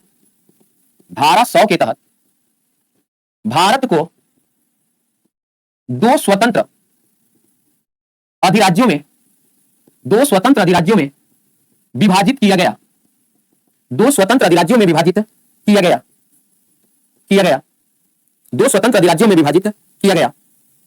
14 अगस्त 1947 को पाकिस्तान, 15 अगस्त 1947 को भारत। देखिए ये केवल 2-3 सेकंड का खेल है। केवल आजादी का जो बिगुल था वो रात में बजा है ना। 1947 में आजादी का बिगुल जो बजा ना वो रात में बजा। तो पाकिस्तान ने अपने आप को हर चीज में सोचता है कि मैं भारत से आगे रहूं, तो उसने अपनी आजादी भी 2 मिनट पहले घोषित कर दी। क्लियर है? चलिए अब आते हैं संविधान सभा पे। संविधान सभा में मैं थोड़ी स्पीड बढ़ा दूंगा, ठीक है। संविधान सभा थोड़ी सी स्पीड ज्यादा होगी संविधान सभा में मेरी, ठीक है। मैं अपने तरीके से, जैसा अभी तक आपको तरीके से पढ़ाया वैसा पढ़ा नहीं पाया संविधान सभा को, इस बात का खेद रहेगा मुझे। तो थोड़ा सा मैं अपने तरीके से संविधान सभा में स्पीड बढ़ने वाली है मेरी, ठीक है। तो पहले देखिए बता दे रहा हूं मैं। चलिए भाई संविधान सभा, तो यहां पे देखिएगा संविधान सभा की सबसे पहले मांग किसने करी। तो संविधान सभा की सबसे पहले मांग किसने किया। तो संविधान सभा की सबसे पहले मांग करने वाले व्यक्ति थे बाल गंगाधर तिलक। बाल गंगाधर तिलक 1895 है ना। इनकी किताब की सर्वोदय की ओर, तो उसी में सर्वोदय विधेयक के नाम से प्रस्ताव था, उस सर्वोदय विधेयक में इन्होंने मांग करी थी। दूसरा देखिएगा महात्मा गांधी है ना। तो संविधान सभा की सबसे पहले मांग किसने किया। तो महात्मा गांधी ने किया था। महात्मा गांधी ने किया। कब किया? सब पहली बार किए हैं, तो उसे सन के आधार पर आपको केवल बांटना है। संविधान सभा की मांग सबसे पहले किसने किया। तो कहिएगा स्वराज पार्टी ने किया था। स्वराज पार्टी ने किया था 1924 में। 1924 में किया था। संविधान सभा की सबसे पहले मांग किसने किया था। तो कहिएगा नेहरू रिपोर्ट के द्वारा मांग की गई थी। स्वराज पार्टी में भी मोतीलाल नेहरू, नेहरू रिपोर्ट में भी मोतीलाल नेहरू। हालांकि ये नेहरू रिपोर्ट ही हमारे देश का संविधान था। इन्होंने संविधान बनाना शुरू कर दिया था 1928 में, है ना। 1928 में नेहरू रिपोर्ट। फिर से संविधान सभा की मांग सबसे पहले किसने करी थी। तो मानवेंद्र नाथ रॉय के द्वारा संविधान सभा की मांग 1934 में किया गया था। तो एमएन रॉय के द्वारा 1934 में संविधान सभा की मांग करी गई थी। संविधान सभा की मांग सबसे पहले किसके द्वारा किया गया। तो आप कहिएगा कांग्रेस के द्वारा लखनऊ अधिवेशन 1936 में मांग किया गया था। 1936 में संविधान सभा की मांग किया गया था।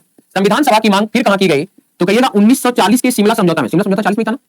1940 के शिमला समझौता में किया गया था। 1940 के शिमला समझौता में किया गया था, ठीक है। ये सारी जो मांगे हैं ना पहली बार ही हैं। तब आपको लगता है कि मैंने ही मांग किया था संविधान सभा की, ठीक है। 1972 में तो संविधान बन गया था, तो कौन मांग कर रहा था 1972 में। 1944 में बैबल योजना के दौरान भी संविधान सभा की मांग की गई। 1942 में संविधान सभा के गठन की मांग कृष्ण मिशन ने किया, है ना भैया। तो यहां पे आइएगा 1942 में संविधान सभा की गठन के लिए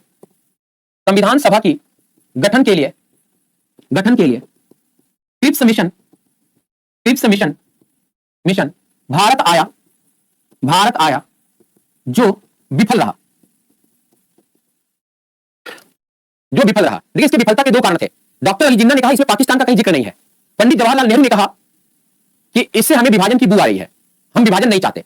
उनके विभाजन के लिए फिर बैबल योजना आ जाता है। बैबल योजना में बैठक होती है। तो बैबल योजना में पंडित जवाहरलाल नेहरू को लॉर्ड बैबल के द्वारा एक ऑफर दिया जाता है कि जनरल कैटेगरी और मुस्लिमों को समान व्यवहार के साथ देखा जाएगा, अदर्स के साथ अलग व्यवहार किया जाएगा। तो उस समय पंडित जवाहरलाल नेहरू की जो विचारधारा थी वो सामाजिक विचारधारा थी। उन्होंने बैबल के इस प्रस्ताव को क्या किया, मना कर दिया। उन्होंने कहा नहीं। क्लियर है।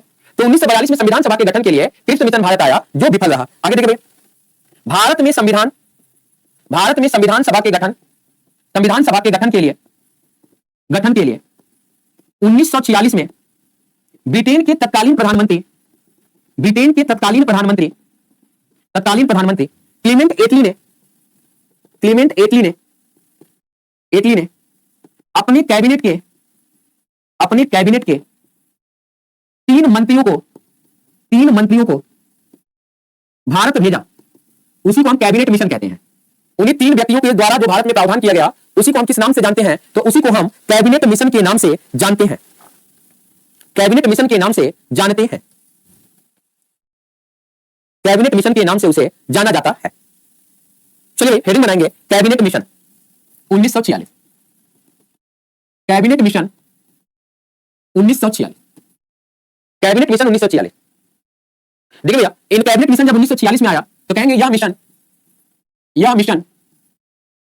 3 सदस्यीय था। पहला पेंथिक लॉरेंस, दूसरा एबी अलेक्जेंडर, तीसरा स्टेफोर्ड क्रिप्स। इनके प्रस्ताव निम्न थे। पहला, भारत के संविधान का निर्माण भारत के संविधान का निर्माण भारतीयों के द्वारा किया जाएगा। दूसरा, प्रत्येक संविधान सभा का सदस्य 10 लाख जनसंख्या पर अप्रत्यक्ष रूप से विधानमंडल के सदस्यों द्वारा निर्वाचित होगा।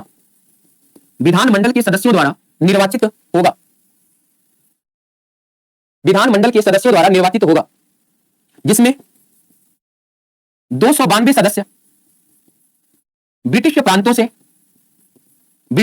से तथा 4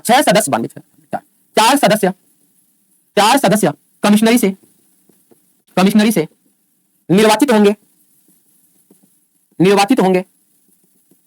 तथा 93 सदस्य देशी रियासतों से मनोनीत होंगे।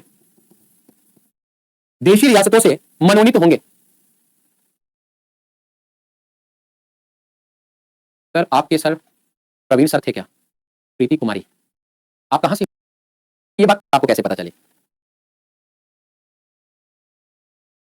2016 की बात हो रही है, उस समय एजुटेरिया का नाम भी नहीं था।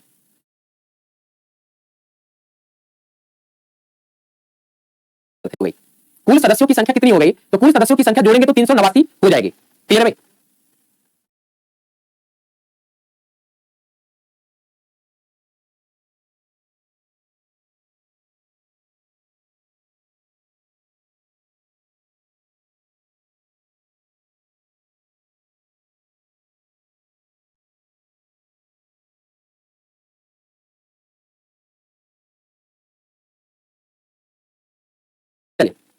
आते हैं आगे, देखिए भैया, हेडिंग बनाइएगा, संविधान सभा में दलीय स्थिति। संविधान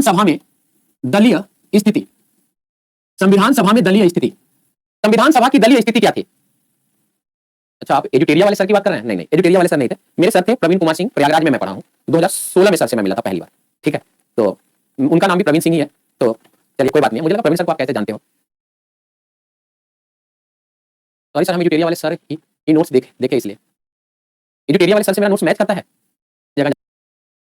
संविधान सभा की सबसे बड़ी पार्टी जो थी वो कांग्रेस थी। कितने सदस्य थे? 208 सदस्य थे। 208 सदस्य, कांग्रेस चुनाव में 208 सदस्य आए। दूसरी सबसे बड़ी जो पार्टी थी वो मुस्लिम लीग थी। मुस्लिम लीग के 73 सदस्य चुनाव जीत कर आए थे। फिर तीसरी जो सबसे बड़ी पार्टी थी यूनिस्ट थी, और यूनिस्ट भी 3 भागों में चुनाव लड़ी थी, यूनिस्ट, यूनि फ्रंटियर ऐसे करके। तो यूनिस्ट के पास 3 सीटें आई थी, तो इनके 3 सदस्य चुनाव जीत करके आए थे। फिर उसके बाद एक पार्टी थी सिख गैर कांग्रेसी पार्टी। एक पार्टी थी सिख गैर कांग्रेसी। इनके सदस्य कितने चुनाव जीते? तो 1 सदस्य चुनाव जीतकर आए थे। फिर एक पार्टी का नाम था अनुसूचित परिसंघ पार्टी। एक पार्टी थी, वो भी चुनाव लड़ी और उनके पास 1 सीट आया। इसके बाद एक पार्टी थी कृषक प्रजा पार्टी। कृषक प्रजा पार्टी थी, और कृषक प्रजा पार्टी के बाद 1 सदस्य चुनाव जीत करके आया था। एक पार्टी थी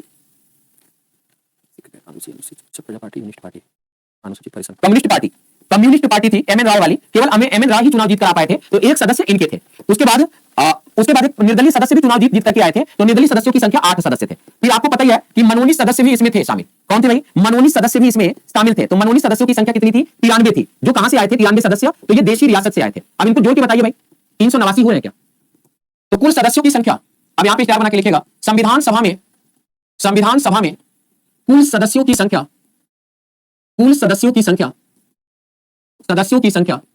389 थी। 389 थी। एससी सदस्य 26 थे। एसटी सदस्य कितने थे? तो एसटी सदस्य की संख्या 33 थे। महिला सदस्य संविधान सभा में कितनी थी? तो महिला सदस्य की संख्या 15 थी। संविधान सभा की प्रथम बैठक में कितने सदस्यों ने भाग लिया? तो संविधान सभा के प्रथम बैठक में 211 सदस्यों ने भाग लिया। कारण था मुस्लिम लीग का विरोध।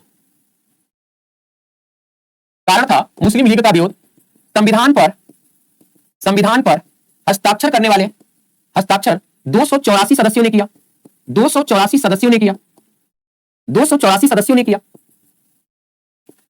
विभाजन के पश्चात, विभाजन के पश्चात पश्चात संविधान सभा के सदस्यों की संख्या, संविधान सभा के सदस्यों की संख्या, सदस्यों की संख्या 299 थी,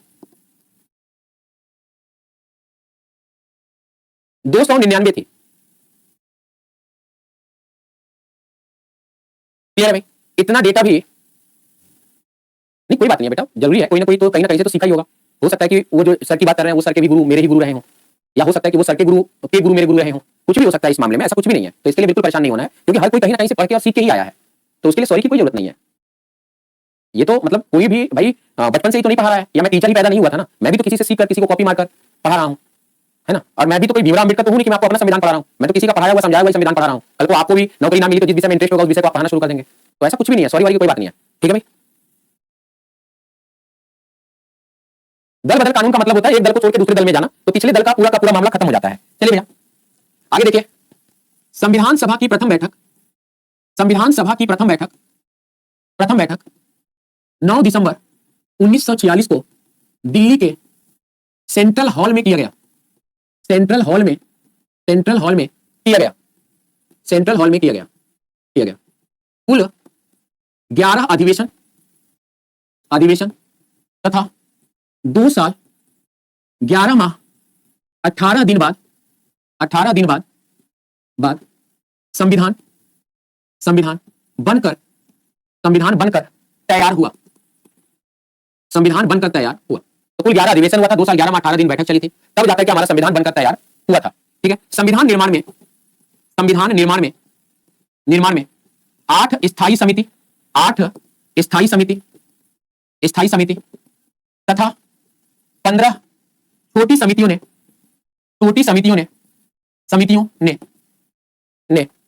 भूमिका अदा किया था।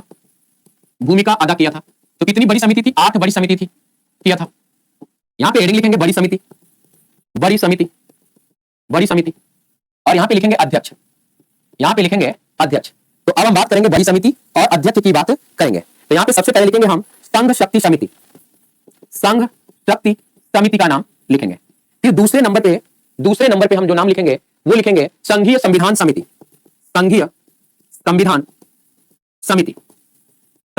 समिति, फिर तीसरे नंबर पे हम जिस समिति का नाम लिखेंगे वो होगा राज्यों के लिए समिति या राज्य समझौता समिति।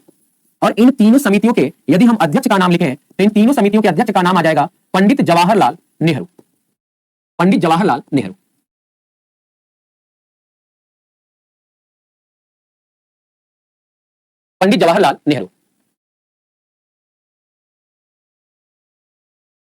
चलिए भाई आगे देखते हैं। 5वीं समिति और 6ठी समिति जो मैं लिखूंगा उसके बारे में बात करें यदि, तो प्रांतीय संविधान समिति,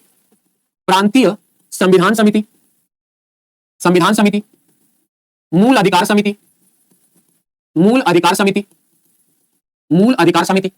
प्रांतीय संविधान समिति और मूल अधिकार समिति, इन दोनों के जो अध्यक्ष हो जाते हैं वो अध्यक्ष हो जाते हैं वल्लभ भाई पटेल हो जाते हैं।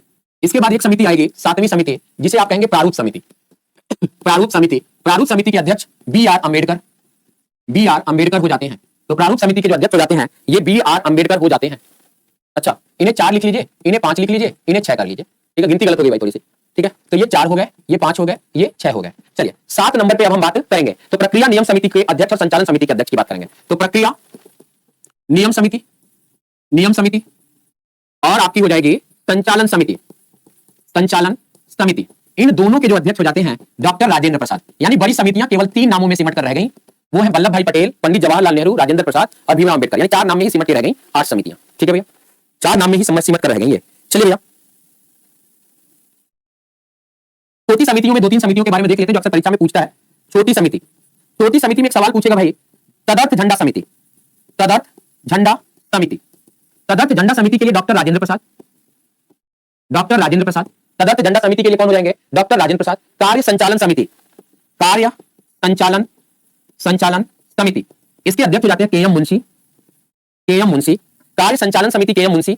सदन समिति पट्टाभी सीता रमैया ये समिति हो जाती है। ठीक है, तो ये समितियां हो गई आपकी। अब यहां पे हेडिंग बनाइएगा प्रारूप समिति, प्रारूप समिति, पांडुलेखन समिति, पांडुलेखन समिति, मसौदा समिति, मसौदा समिति, मसौदा समिति, ड्राफ्ट कमेटी, ड्राफ्ट कमेटी, ये सब एक ही कमेटी का नाम है। इस कमेटी के यदि गठन की बात करेंगे तो 29 अगस्त 1947 को किया गया, 1947 को किया गया। इस कमेटी के कार्य की बात करेंगे तो इस कमेटी ने कितने दिन काम किया? तो 114 दिन काम किया था, 114 दिन काम किया था। इस कमेटी में यदि हम सदस्य संख्या की बात करेंगे तो यह कमेटी 7 सदस्य थी। इसके पहले सदस्य जो थे वो भीमराव अंबेडकर थे, और भीमराव अंबेडकर इस कमेटी के क्या थे? अध्यक्ष थे, अध्यक्ष थे। इसीलिए इन्हें संविधान का जनक कहते हैं, इसीलिए इन्हें हम संविधान का जनक कहते हैं, संविधान का जनक कहते हैं। इसके बाद एक कमेटी में सदस्य थे गोपाल स्वामी अयंगर, गोपाल स्वामी अयंगर इस कमेटी के सदस्य थे, सदस्य थे गोपाल स्वामी अयंगर। फिर इस कमेटी के सदस्य थे के एम मुंशी, के एम मुंशी इसके सदस्य थे। फिर इस कमेटी के सदस्य थे सैयद मोहम्मद सादुल्ला, इस कमेटी के सदस्य थे। फिर इस कमेटी के सदस्य थे एन गोपाल, कौन थे भैया? अल्लादी कृष्ण अय्यर, अल्लादी कृष्ण अय्यर इसके सदस्य थे, इसके सदस्य थे।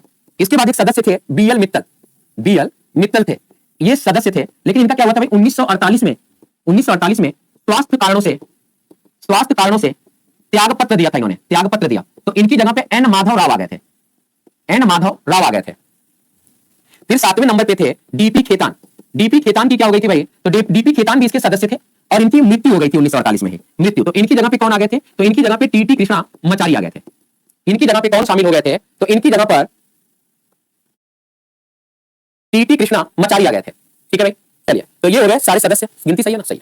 चलिए, प्रारूप समिति के बारे में इतना पूछ लेता है कभी कभी। कुछ वन लाइनर फैक्ट के बारे में जान लीजिए। ठीक है, संविधान का हस्तलेखन किसने किया? संविधान का हस्तलेखन, हस्तलेखन प्रेम नारायण बिहारी रायजादा ने किया था।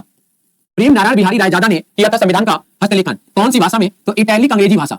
इटैलिक अंग्रेजी आपको भी लिखने आती है, पता होगा। जैसे छापे का तीसरा अक्षर और छापे का चौथा अक्षर जो हम लिखते हैं अल्फाबेट में, वही इटैलिक अंग्रेजी है। जैसे मैं अपना नाम लिखूं तो ऐसे करके अगर मैं अपना नाम लिखूंगा तो यही आपकी इटैलिक अंग्रेजी हो जाती है ना? तो इटैलिक अंग्रेजी आप भी लिखना जानते हो, कोई बड़ी बात नहीं है।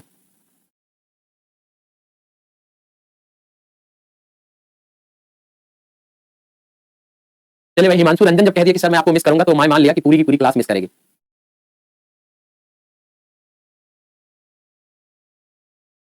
चलिए, प्रीति कुमारी कहने कि मैं आपसे बिहार एसएससी 10+2 में भी पढ़ी थी। ठीक है भैया, तो ऐसी भाषा में हमारी पूरा संविधान को इन्होंने लिखा। उसके बाद देखिएगा संविधान को हिंदी भाषा में किसने लिखा? तो संविधान को हिंदी भाषा में किसने लिखा? तो बसंत कृष्ण वैद्य ने लिखा था, बसंत कृष्ण वैद्य ने लिखा था, बसंत कृष्ण वैद्य ने लिखा था। आगे देखिएगा, संविधान पर चित्रकारिता किसने करी थी? संविधान पर चित्रकारिता किसने किया था? तो संविधान पर चित्रकारिता किया था नंदलाल बोस, नंदलाल बोस, वह शांति निकेतन के छात्रों ने, शांति निकेतन के 12 छात्र थे, निकेतन के छात्रों ने। ठीक है, हमारे संविधान के पन्नों की 60 सज्जा की गई है, चित्रकारिता की गई है, तो वो चित्रकारिता। आगे देखिए भैया, संविधान सभा का हस्ताक्षर, संविधान सभा का हस्ताक्षर हाथी चिन्ह था, हाथी चिन्ह था। तो संविधान सभा का जो मुहर था, हस्ताक्षर का मतलब सॉरी मुहर, तो संविधान पर जो मुहर लगती थी ना, उस पर हाथी बना हुआ था, ऐसे लगा देता था।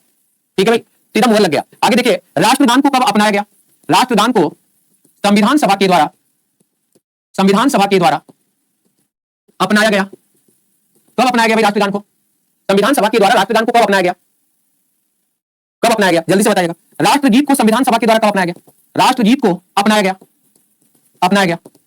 राष्ट्रध्वज को अपनाया गया, राष्ट्र चिन्ह अशोक चक्र को अपनाया गया, राष्ट्र चिन्ह अशोक चक्र को अपनाया गया, अशोक चक्र को अपनाया गया। चलिए भैया, राष्ट्रगान को हमने कब अपनाया? तो राष्ट्रगान 24 जनवरी 1950, राष्ट्रगीत 24 जनवरी 1950, राष्ट्रध्वज 22 जुलाई 1943। 22 सभा खत्म हो गया। अब आपका एक टॉपिक बचता है संविधान के स्रोत, संविधान के स्रोत टॉपिक बचता है भाई। ठीक है, देखिएगा, 5 मिनट केवल लूंगा। संविधान के निर्माण के लिए 60 देशों का भ्रमण किया गया, 60 देशों का भ्रमण किया गया। भारतीय संविधान पर सबसे बड़ा प्रभाव भारत शासन अधिनियम 1935 का पड़ा, 1935 का पड़ा। लगभग 251 अनुच्छेद लगभग 251 अनुच्छेद यहां से हैं, यहां से हैं लगभग 251 अनुच्छेद यहां से लिए गए। पहला देश देखिएगा भाई अमेरिका, अमेरिका या यूएसए, अमेरिका या यूएसए। अमेरिका या यूएसए की यदि हम बात करें तो यहां से हमने लिया मूल अधिकार, मूल अधिकार यहां से हमने लिया है। प्रस्तावना का विचार, प्रस्तावना का विचार हमने यहां से लिया है। उपराष्ट्रपति का पद हमने यहां से लिया है, उपराष्ट्रपति का पद यहां से लिया। अध्यादेश नहीं, महाभियोग प्रक्रिया यहां से हमने लिया, महाभियोग प्रक्रिया हमने यहां से लिया है। वित्तीय आपातकाल यहां से लिया गया, वित्तीय आपातकाल यहां से लिया गया। सुप्रीम कोर्ट व न्यायपालिका को यहां से लिया गया है। पीआईएल को यहां से, जनहित याचिका को यहां से लिया गया है। हम भारत के लोक शब्द को, हम भारत के लोक शब्द को यहां से लिया गया है। और भी बहुत सारी चीजें हैं जो यहां से ली गई होंगी। दूसरा है कनाडा, कनाडा, कनाडा से हमने संघीय शासन व्यवस्था, संघीय शासन व्यवस्था हमने कनाडा से लिया है। अवशिष्ट विषय, अवशिष्ट विषय हमने कनाडा से लिया है। राज्यपाल का पद, राज्यपाल का पद हमने कनाडा से लिया है। जीएसटी कनाडा से लिया है। अनुच्छेद 200 यानी राज्यपाल किसी भी विधेयक को राष्ट्रपति के पास हस्तांतरित करेगा, यह बात भी हमने कनाडा से ली है। तीसरा ब्रिटेन, तीसरा ब्रिटेन, ब्रिटेन को आप क्या बोलोगे? यूके बोलेंगे। संसदीय शासन व्यवस्था, संसदीय शासन व्यवस्था हमने कहां से लिया? ब्रिटेन से लिया। विधि का शासन हमने कहां से लिया? ब्रिटेन से लिया। विधि की उचित प्रक्रिया हमने कहां से लिया? ब्रिटेन से लिया। विधि की उचित प्रक्रिया कहां से लिया? ब्रिटेन से लिया। नाम मात्र का राष्ट्राध्यक्ष, नाम मात्र का राष्ट्राध्यक्ष कहां से लिया? ब्रिटेन से लिया। सलाहकारी क्षेत्राधिकार ब्रिटेन से लिया हमने। नाम मात्र का राष्ट्राध्यक्ष, एकहरी नागरिकता, एकहरी नागरिकता हमने कहां से लिया? ब्रिटेन से लिया है। एकहरी नागरिकता को हमने ब्रिटेन से लिया है। चौथा जापान, जापान से हमने क्या लिया? तो विधि की स्थापित प्रक्रिया, विधि की स्थापित प्रक्रिया को हमने कहां से लिया? तो विधि की स्थापित प्रक्रिया हमने जापान से लिया है। पांचवा ऑस्ट्रेलिया, ऑस्ट्रेलिया से हमने क्या लिया? तो ऑस्ट्रेलिया से हमने संयुक्त अधिवेशन, संयुक्त अधिवेशन हमने कहां से लिया? ऑस्ट्रेलिया से लिया। समवर्ती सूची कहां से लिया? ऑस्ट्रेलिया से लिया। प्रस्तावना की भाषा कहां से लिया? ऑस्ट्रेलिया से लिया। प्रस्तावना की भाषा कहां से लिया? ऑस्ट्रेलिया से लिया। आयरलैंड, आयरलैंड, आयरलैंड से हमने क्या लिया? तो राज्य के नीति निषेधत्व आयरलैंड से लिया। राज्यसभा, राज्यसभा में सदस्यों का मनोनयन, सदस्यों का मनोनयन हमने कहां से लिया? तो आयरलैंड से लिया। और राष्ट्रपति के, राष्ट्रपति के निर्वाचन की रीति, राष्ट्रपति के निर्वाचन की रीति हमने कहां से लिया? तो इंग्लैंड से लिया है। इसके बाद सातवां जो आएगा वो आपका आ जाता है फ्रांस। फ्रांस से हमने क्या लिया? तो फ्रांस पर आधारित हमारी संविधान सभा थी, फ्रांस पर आधारित हमारी संविधान सभा थी, संविधान सभा थी। और क्या थी भाई? समानता, समानता, स्वतंत्रता, स्वतंत्रता, गणतंत्र, गणतंत्र, तदर्थ न्यायाधीशों की नियुक्ति, तदर्थ न्यायाधीशों की नियुक्ति, न्यायाधीशों की नियुक्ति, नियुक्ति, तदर्थ न्यायाधीशों की नियुक्ति, ये सब हमने फ्रांस से लिया। आठवां रूस, रूस से हमने लिया 3 प्रकार के न्याय, 3 प्रकार के न्याय। मौलिक कर्तव्य, मौलिक कर्तव्य, पंचवर्षीय योजना, पंचवर्षीय योजना हमने कहां से लिया? तो रूस से लिया है। इसके बाद दक्षिण अफ्रीका से हमने क्या लिया? तो दक्षिण अफ्रीका से हमने संविधान संशोधन की प्रक्रिया, संविधान संशोधन की, संविधान संशोधन की प्रक्रिया, प्रक्रिया और राज्यसभा का निर्वाचन, राज्यसभा का निर्वाचन हमने दक्षिण अफ्रीका से लिया है।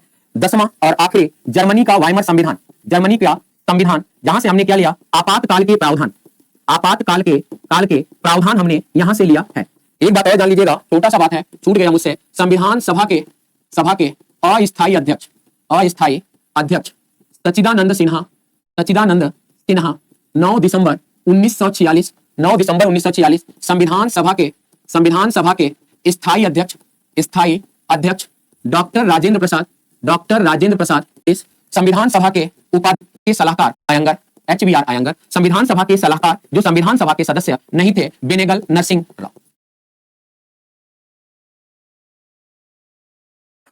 लास्ट के 15-20 मिनट जो मैंने किया ना, शायद एक टीचर के लिए अच्छा नहीं है कि सब खा के डिपुनियतीत हो गया, पूरा मरचा खा गया लेकिन अंतिम में तीखा कर दिए हैं। लेकिन ये बैच सच में आप मतलब इस बैच में ना, कि ये पहला मेरा ऐसा बैच है जिसको मैंने काफी शांति और शालीनता से पढ़ाया है।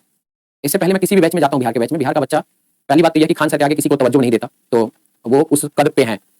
बरगद की छांव में यदि पेड़ पौधे फलने फूलने लग जाएं तो ये मान के चलिए कि उस पेड़ पौधे में बड़ी हिम्मत है, के साथ वो सूख जाते हैं। तो बरगद की छांव में अगर कोई टीचर आपको पढ़ा पा रहा है, करण सर जैसे पॉलिटी के महारथी के होते हुए, खान सर जैसे जीएस के धुरंधर को होते हुए, गुरु जी ये पढ़ ले तो पुलिस वाला परीक्षा, दरोगा वाला परीक्षा में संविधान आएगा कि नहीं आएगा? तो बेटा उसके लिए कि सर का पढ़ाया हुआ काम कर रहा है कि नहीं कर रहा है, तो उसका प्रीवियस की परीक्षा में आएगा कि नहीं आएगा? ठीक है भैया, साल में तो मिस यू बैच। और जल्दी मेरी एडीओ में क्लास लगेगी और आप लोग भी एडीओ का सवाल हल करने के लिए बीपीएससी प्री का की चीज जरूर, और क्या सुधार करनी चाहिए मुझे जिससे